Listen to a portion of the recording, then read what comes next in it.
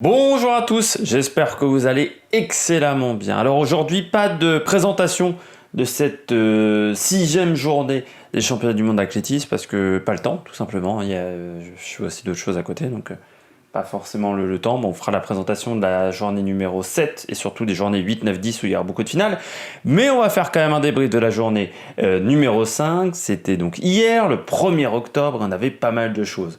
On avait les qualifications du lancer du marteau, on avait le 400 mètres les séries, les qualifications de la hauteur masculine, on avait le 400 mètres féminin, les séries également. Et puis dans les grands moments de la journée, il y avait la finale de la perche masculine, il y avait le 400 mètres, les demi-finales du côté des filles, le javelot féminin, la finale, les demi-finales féminines du 200 mètres, et puis la finale du 800 et du 200 masculin. On avait notamment Noah Lyles. Mais on commence tout de suite par les qualifications du marteau. Alors on demandait une distance qui je trouve était assez importante, 76 mètres 50.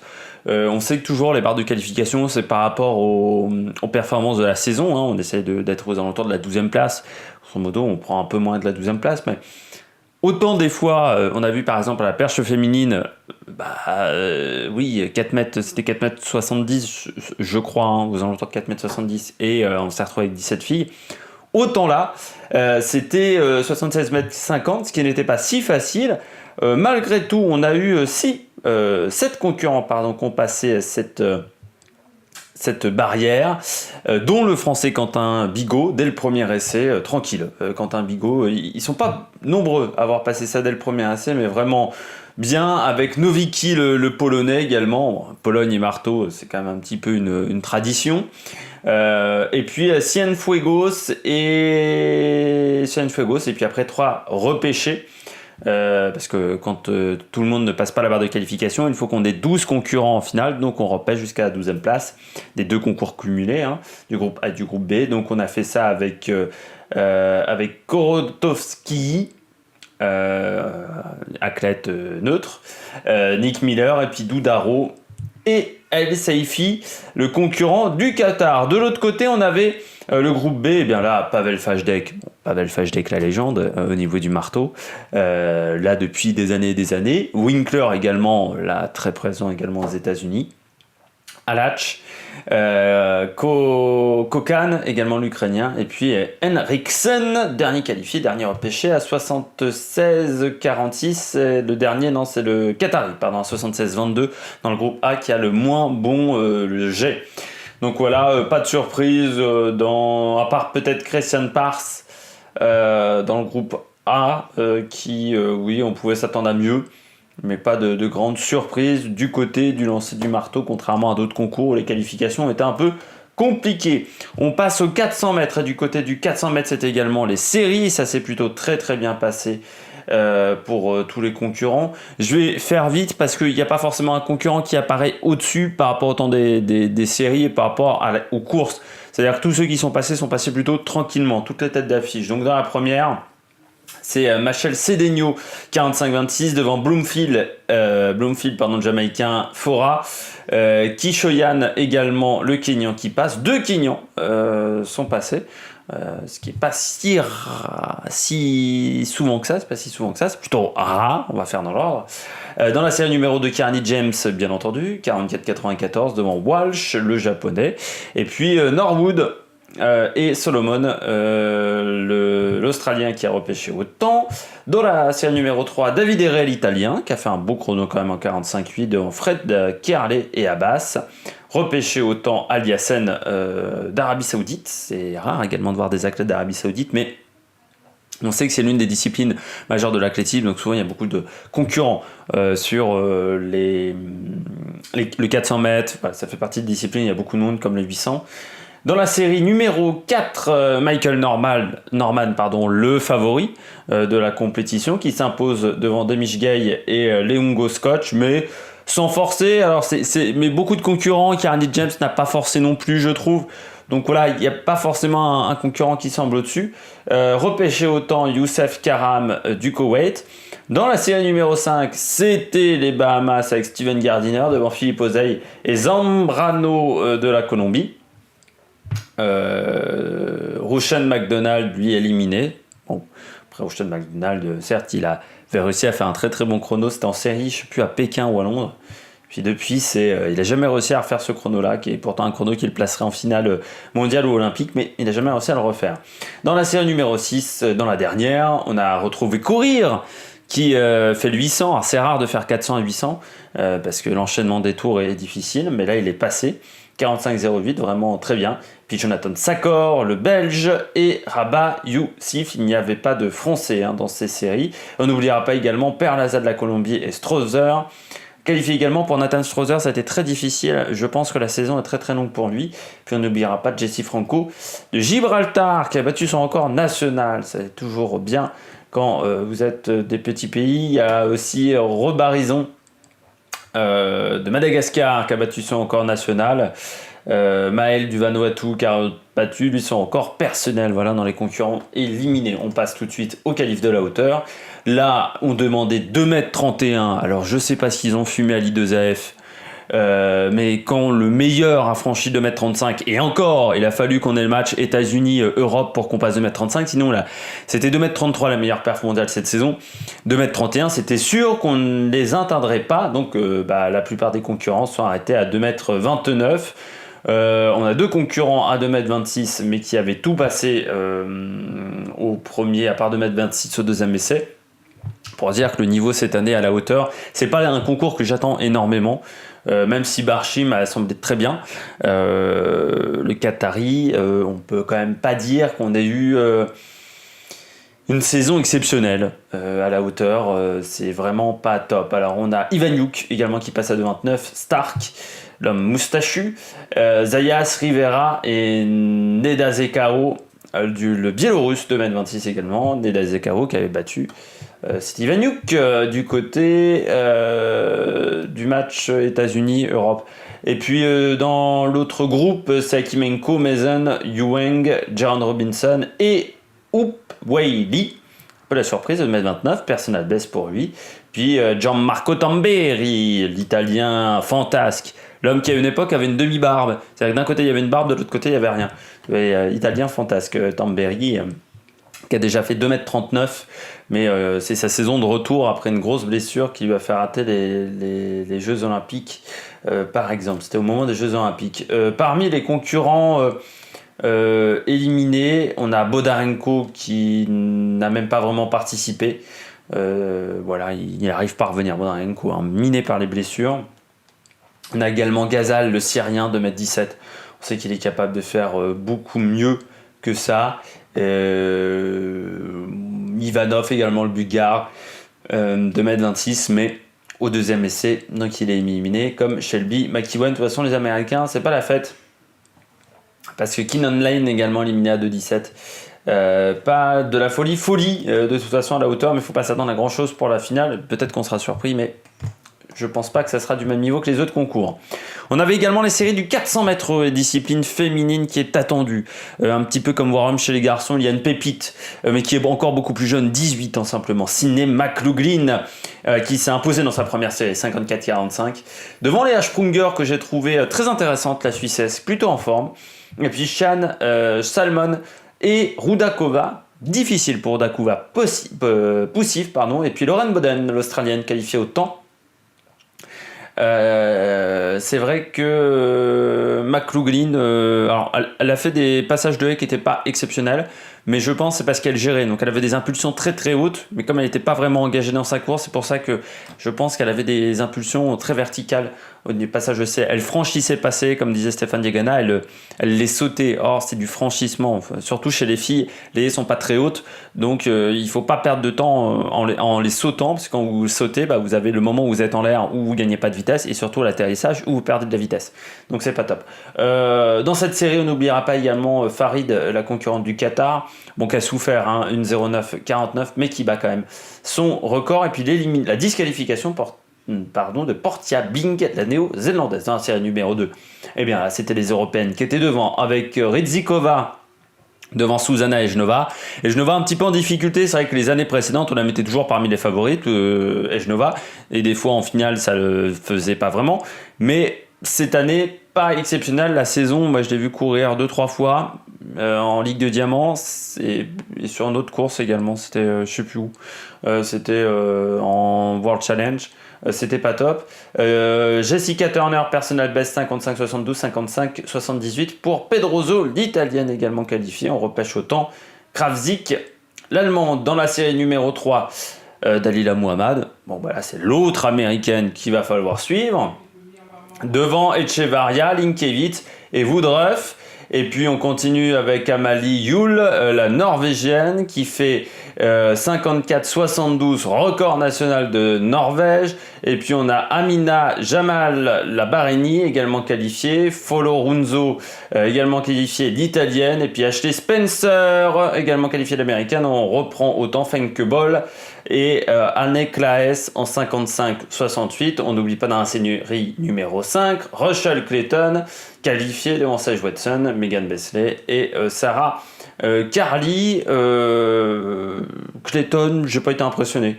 Mais de toute façon, c'est un premier tour de 400 mètres ou même de 400 mètres. C'est jamais vraiment impressionnant. On en garde souvent un petit peu sous la semelle. Du côté du 3000 steeple, il y avait des Français, c'était les séries. Et dans la première, Genet Wale, l'Éthiopien qui s'impose en 8-12-85 devant Bedrani. Bedrani taille patron, qui a vraiment géré la course parfaitement pour être dans les 3 places qualificatives. Il a vraiment fait une très très belle course. Ensuite, on avait Beth, le Kenyan. Bon, la Kenya et le 3000 mètres steeple, c'est un peu une histoire d'amour. Et puis Hughes, Caro. Poussif Caro, mais on croit toujours qu'il est au bout de sa vie. Caro, c'est vrai que c'est impressionnant. C'est pas la première fois que je le vois, mais c'est toujours aussi impressionnant. Il tire à la tête, ça bouge dans tous les sens, enfin, c'est assez incroyable. Kebenay, l'américain, et puis Sedan, le britannique également, qui passe dans la série numéro 2. On a Girma, l'Éthiopien qualifié devant El Bakali, fait partie des favoris. Soufiane El Bakali, moi je l'avais pas vu depuis quelques temps, je l'ai trouvé plutôt bien. Et puis Gibi Watt, Bayer, Shimutai également. Non, Shimutai pas qualifié, c'est un peu une surprise, mais ça a couru très lent. Pendant de nombreux kilomètres, parce que autant sur la première on était passé en 2,45, 2,51 au premier 1000 sur la deuxième, donc c'était très très très très lent, donc voilà, c'est pour ça que c'est pas passé. De toute façon, la plupart des qualifiés autant étaient dans la première série. Et puis dans la série numéro 3, eh bien c'est Kipruto qui s'impose devant Kigen, voilà. Et puis Bor Beyo. Alors moi on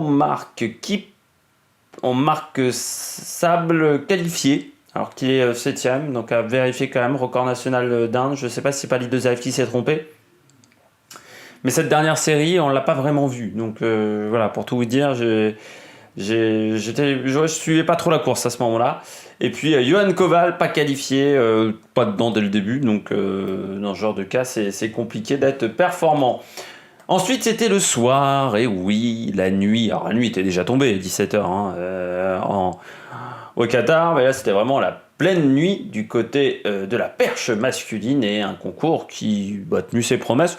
Alors, on n'en attendait pas moins, et on n'a pas eu vraiment plus. C'est-à-dire que ça a été ce qu'on s'attendait. C'est-à-dire que ça arrête à 5,97. Bon, ils ont tenté 6,02 m. C'était à quoi on s'attendait. Alors avec un Valentin Lavillenie qui est, je dirais, à sa place, 6ème, 5,70. Bon voilà, il lui manquait pour faire 5,80. 5,80, ils avaient fait au meeting Hercules, ça a remonté aussi un petit peu. Ben Brothers, lui, il est mis à 5,55. Le Belge, Kohlwalch également décevant, 5,55, peut-être en méforme. L'américain, et puis d'autres concurrents se sont arrêtés à 5,70. Holzdepe, Braz et Lita Bayreux. Lita Bayreux, je pense qu'on le reverra dans les années à venir, lui, parce que c'est un petit jeune. Et puis ensuite, c'est monté très très haut avec des impasses, voilà, à partir de 5,87. Et la victoire de Kendricks devant Duplantis et Piotr Lisek, avec Duplantis qui nous a fait un concours où 5,85 au deuxième essai, 5,92 au troisième essai, 5,97 au troisième essai. Donc voilà, mais une belle finale. Mais voilà, c'était bien, mais c'était moins exceptionnel que la perche féminine, auquel on ne s'attendait pas non plus. On continue avec le 400 mètres, et c'était les demi-finales chez les filles. Dans la première, Aïd Nasser s'impose facilement en 49,79 devant Failis Francis et Bongart Vitan, qualifié au temps, personnel best pour la polonaise. Deborah Sananes 52-24, il en manquait. De toute façon, il en aurait même manqué, je pense, avec son personal best, ça aurait été compliqué de se qualifier. Dans l'intro, deuxième, Shaunae Miller, tranquille aussi, 49-66, devant Wadeline Jonatas, 50-07 en personal best. C'est la seule américaine que j'ai trouvée vraiment intéressante. Et puis on a également qualifié autant Shericka Jackson, et puis dans la troisième, qualifié McPherson et Ercetic, enfin Swiatek et Ercetic, la polonaise, éliminé Kendall Ellis et Wembley. Les américaines, la saison est trop longue et quand on commence fin mars, on peut pas être performant ensuite plus loin au niveau du 400. Et puis du côté du javelot, bah tiens, un concours qu'on n'attendait pas, c'était le javelot. Eh bien, il a fallu, ça s'est lancé tardivement, hein, à partir du 5e essai, on a eu des belles performances. Et puis la victoire sur le dernier essai, alors qu'elle était 4e, de Barber, devant Liu avec un I, qui n'était pas la favorite chez les Chinoises, devant Liu avec un Y, qui était la favorite et qui finit 3e, un peu décevante. 65-49 simplement. Après Barber, c'est pas une surprise, hein. L'Australienne, moi j'avais vu depuis le mois de juillet, commençait vraiment à être performante. Donc c'était vraiment intéressant. Et puis Christine Husson, bah, c'est peut-être là la déception, simplement 4e, mais on s'attendait pas à ce que Liu avec un I fasse 65-88. Et puis derrière Karavinger, Spotakova, bon, elle a pas pu faire des merveilles, 59-87, pas en forme. De toute façon, les 3 Tchèques ont été éliminés après 3 essais. Ogronikova 57-24 et puis Sediva 55-86. Du côté du 200 mètres, c'était du côté des filles, les demi-finales. Dans la première, Annelius, très intéressante je trouve, devant Kambuji et Emmanuel. Seini, l'athlète hyper androgyne, pas fait de miracle à 22-17, enchaîné 2 tours. Elle est peut-être pas habituée au niveau du sprint, avec un temps de réaction qui était toujours pas très bon. Kambuji qui a pris un bon temps de réaction, qui était bien jusqu'au virage. Elle finit bien sa course, mais la sortie de virage n'était pas exceptionnelle. Puis Crystal Emmanuel, c'était un peu plus en difficulté, mais elle passe quand même. Surprise quand même de voir Tatiana Pinto loin en 23-11, mais l'enchaînement des tours s'est peut-être fait sentir pour Tatiana Pinto. Dans la série numéro 2, Ellen Thompson ne participait pas. La programmation fait aussi qu'il y a le 4x100 à préparer du côté des Jamaïcaines et voilà, ça. Mais c'est quand même dommage. Alors on a eu la victoire de Brittany Brown, 22-46 devant Gaiter et Yvette Lalova. Carole Zaï 23-03, elle n'est pas déçue, elle est partie très très fort. De toute façon, Carole Zaï, il fallait qu'elle court beaucoup plus vite. C'est au moins 2 dixièmes qu'elle devait coller à son record personnel, donc c'est un petit peu compliqué. Puis dans la troisième, Asher Smith, vraiment la favorite du 200 mètres. Devant Bryant et Gina Bass, de toute façon, ça sera Asher Smith face aux Américaines. Et ça va être une belle bagarre, cette finale du 200 mètres, même si je pense qu'elle sera moins intéressante que celle des garçons. Il y a un peu moins de grands leaders. Et puis ensuite, on termine par 2 finales. On passe maintenant à la finale du 800 mètres. Et on commence avec Donovan Brazier, vainqueur.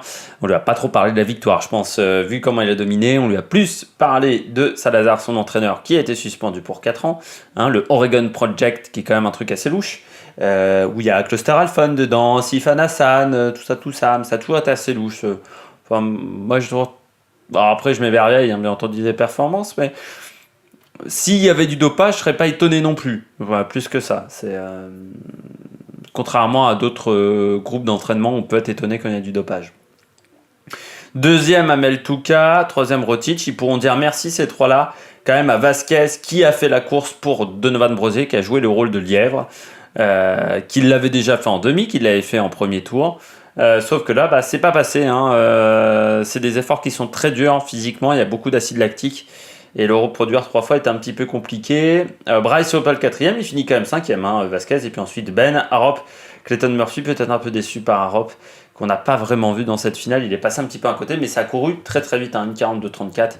Record des championnats du monde. Et puis on finit avec le 200 mètres. Et du côté du 200 mètres, finale que j'attendais beaucoup, et au final je suis presque déçu par cette finale du 200 mètres, parce que je m'attendais à voir un Noah Lyles qui pète le chrono, et puis au final il fait un chrono hors commun. On va pas aller jusque là, parce que 19,83 c'est bien, mais Des fois, ce sont des troisième places qui ont joué en 1981 sur les 10 dernières années.